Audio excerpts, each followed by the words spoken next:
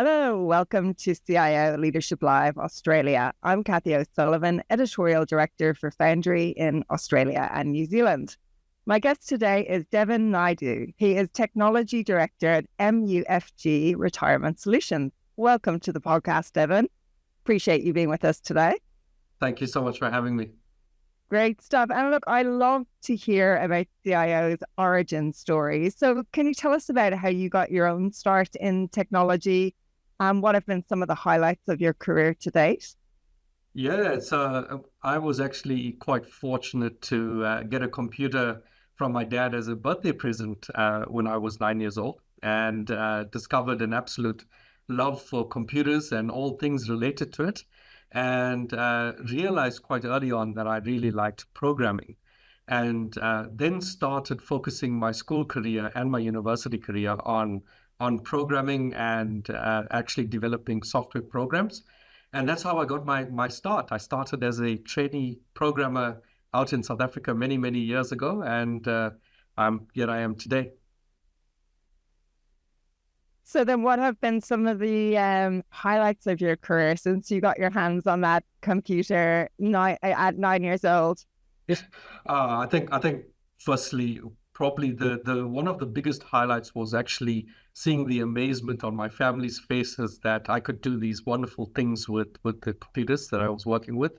And then, yes, getting my first job as a trainee programmer, and I'm sure many will remember this, was actually working on Y2K conversions at the time.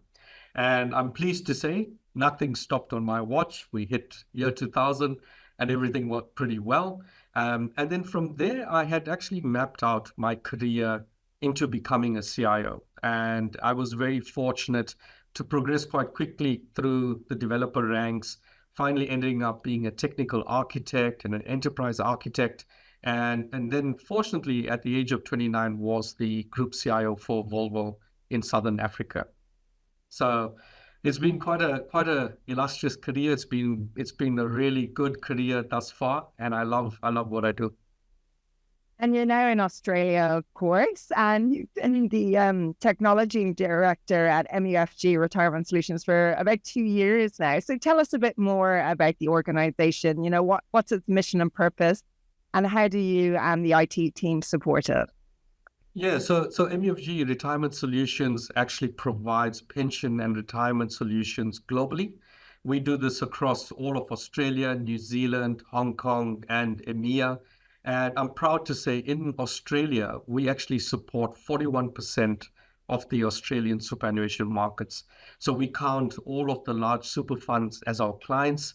And it really gives me a sense of achievement that we contribute to the financial outcomes for retirees and their families every single day. So we work on quite a few different aspects of the retirement landscape. We do everything from websites and applications, mobile applications, all the way through to our administration systems and so forth, and really enable our clients to offer their members the best service possible in achieving their retirement outcomes that they're seeking. So it gives me a sense of pleasure going to bed every night knowing there's families out there that are getting their pension payments, their monies are safe, it's being invested in the appropriate ways, and we're safeguarding all of these assets for them. So walk us through then some of the achievement team in recent years. I know that you've been quite heavily involved in reshaping organization structure. So can you tell us a bit about what was involved in that? Yeah, so when I first joined MUFG Retirement Solutions, we had just decentralized technology from a group structure into each of the corresponding business units. And I was brought in to reshape our operating model for technology globally. That obviously then meant there would be changes to the org structures and so forth. So working with our business strategy, working with the business operating model, we then shaped a technology operating model that delivers across all of these global locations that we operate in. It is quite a large team. We've got around 700 different technologists that we employ globally. And part of that has been shaping this really dynamic leadership team within technology. We've got high levels of DEI involvement across that. I'm very pleased to say, and I know this is a metric that's pretty hard to achieve in technology, our senior management and my direct leadership teams are made up of over 60% of females and people of different backgrounds. So that's really important to me. It's something that I drive quite strongly.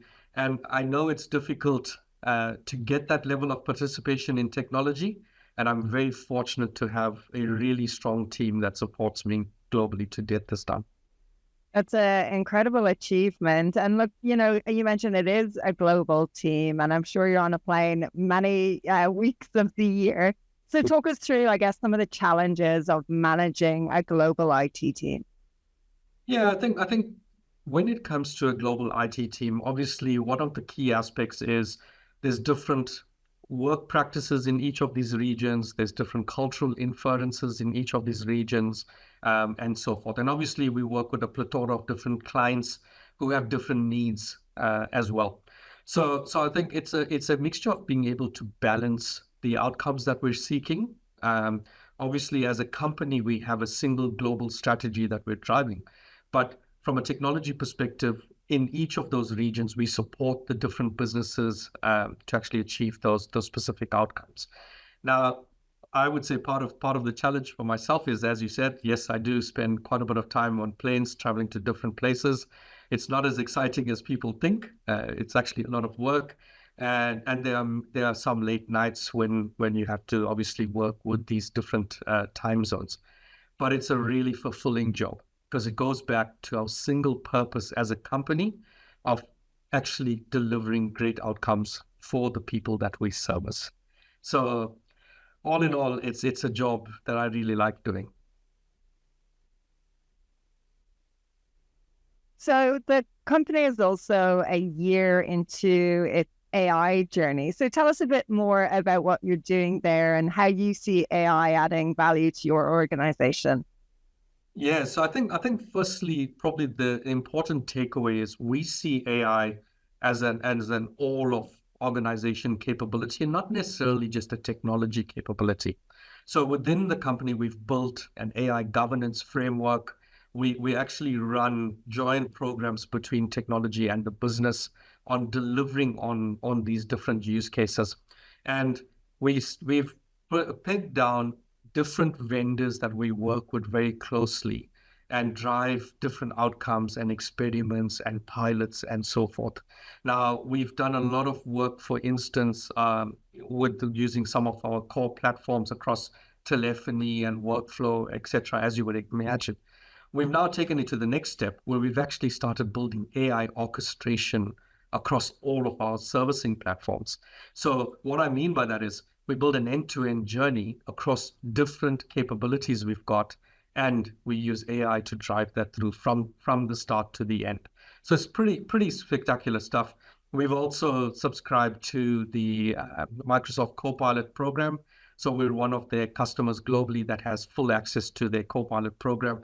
And we use this in our daily operations. So when we run meetings, we have the AI running in the background, listening in on the conversation, taking notes, putting this through as action items and so forth, and driving that through. And then in technology specifically, we've been using Microsoft GitHub Copilot. This is the actual AI assistant, as I would call it, that you can use to drive quicker, better, faster code. And it gives you really high quality code. So I ran a meeting recently with our SLT and showed them a live example that we were doing for one of our Hong Kong projects, where I said to them, give me a use case, give me something that you'd like us to develop. And they gave us a specific question around validation of a Hong Kong passport. And our developer that was running the demo literally developed this function within 30 seconds. And it was amazing. And we tested it out real time with an actual Hong Kong passport number. And it worked. And this is something that we are using in production for about the last 9 months. We're also doing quite a bit of work around our automated testing. So we're using AI to read documents and start building out test cases and then start testing code that comes out of the automated development that we're doing. So quite a few exciting things going on in the business, and I'll be happy to share more on that later. So you mentioned that you're working with partners on some of these projects. So overall, what role do MSPs and vendors play in your IT strategy? And when you are deciding who to partner with, what do you look for? What makes a good partnership from your point of view? Yeah, so I think we've got some really good partnerships that we've developed over the years. Something that I look for is partners that are equally involved and who are equally, yeah, committed to driving the same outcomes that we're seeking. Now, we've got quite a few of those different partners. As I mentioned, Microsoft is obviously one of those that we work very closely with. We work very closely with Red Hat because they do quite a bit of work on some of our backend systems and administration systems. And we've got other partners. And the key premise of these strategic partners is the way that they engage with us and the way we engage with them. And what I mean by that is the sharing of information, jointly sitting together, collaborating on outcomes, and then driving that forward. So we do not treat strategic partners as vendors at all. They actually have direct lines even into me. We have conversations every day, and we drive these active engagement because we know the value that can come out of it. And that's what I look for. I look for strategic partners that want to engage, that want to have skin in the game, and that are keen on driving us forward, not just looking for the next paycheck and off we go. Yeah, a good partner is worth their weight in gold, aren't they? Yeah. So, switching gears a bit then, Devan, tell us about you as a leader. How would you describe your leadership style? Um, I think it's a bit of a mixed style. I think ordinarily on a daily basis, I'm probably a little bit of a democratic leader, mixed with being transformational. So I do drive quite a high transformation agenda within technology. Um, and then there are times when I will do servant leadership where I'm trying to grow our teams, grow the different areas, and so forth. Now, an example of that is I have an extended leadership team. So beyond my direct reports, we have leadership team meetings with their direct reports and trying to build the next generation of leaders. So I think my leadership style, if I had to sum it up in one word, would probably be adaptive to the situation, depending on the outcome I'm trying to drive out of that particular point. There are times as a CIO where you are ultimately accountable for different aspects of technology, and you have to just take a stand and give direction. And there are times when you're trying to build people and you're trying to build capability. So you've got to have the right mix, I would say. So, you grew up in South Africa. What kind of perspective do you think that gave you on the world of work and your approach to work? Yeah, so I think probably it has obviously shaped me because I spent my formative years in South Africa. Uh, my dad was quite the workaholic, I would say. He taught me really strong work ethic, ran his own business, and I learned the value of hard work from him. Um, I think obviously I also grew up during the apartheid era. That taught me quite a bit of resilience. It taught me to face hardship head on and not be afraid of it, and to actually acclimatize to it and move forward. And I think all of those different things has made me the leader I am today. I take everything in my life as a blessing. I look for the silver lining, and I understand that there will be good and bad times, and that helps me to push forward. So I think when people deal with me, they see quite a level person. My emotions are pretty stable most of the time, except when my favorite footy team might be losing, which is quite often recently, but I will avoid that topic. But other than that, yeah, I think it has taught me about how to deal with different aspects of work, how to deal with crisis effectively and actually move forward. Now, I won't get into the footy team, but I will get into your own IT team. So tell us about your approach then to getting the best out of them and making them feel like they're really thriving at work. Yeah, I think firstly, it's appreciating them. I am the type of leader, well, I believe I'm the type of leader who really says thank you, who appreciates people. I make the special effort of actually calling up each of the 700 staff when they reach special milestones in their career. So, as an example, we've got people who've been with us for 30 years, and I make sure that we do little things to appreciate them for their effort. So, I think I try to stay very connected with people, um, and also I do definitely believe in the old adage of hire the best people and get out of the way. So I try to empower people to, and especially leaders that I've brought in, they've been selected from, a whole bunch of people to join us. And there's definitely a reason for that. And when they join us, I then embrace that reason. So as an example, we've brought in people who are really good at administration systems and digital systems and so forth. And I bring them in and empower them to actually get on with what they're good at. And I think that's very important. To really get the best out of your people, you've got to create environments that they can thrive in, and they've got to feel supported.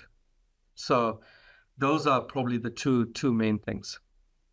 So just expanding on that a bit further, I mean, you demonstrated earlier that, diversity is really important to you, and you've got some really good results in terms of the representation on your senior leadership team and your wider team. So how did you do that? And how can we attract more minds of all kinds, people with different ways of thinking, to consider technology as a career? Yeah, so I think primarily I'll answer it in two parts. Where in the first instance, when I first joined, I developed a vision of how I wanted our technology team to look and feel, and the experience I wanted people to have if they joined the technology team at MUFG Retirement Solutions. I then went out into the market with our talent acquisition team looking for unicorns. They were literally unicorns. I was also quite lucky that when I joined, there were quite a few leaders internally already within the technology team that subscribed to that same idioms around the technology culture we were trying to build. So half of the job was done already. I then spent quite a while. I will be honest, it took me between 6 to 9 months to find each of these unicorns. And I'm very lucky that we now have a full complement within the technology team. But that was the hard yards, I think. I think it's having the vision of what you're trying to build and then finding the right people to build it with you. And we are now at that stage where we've got that in place. And then I think in terms of attracting the right talent, it's looking beyond the normal aspects. So we do a lot of work with people who may be on the spectrum. As an example, I look at universities.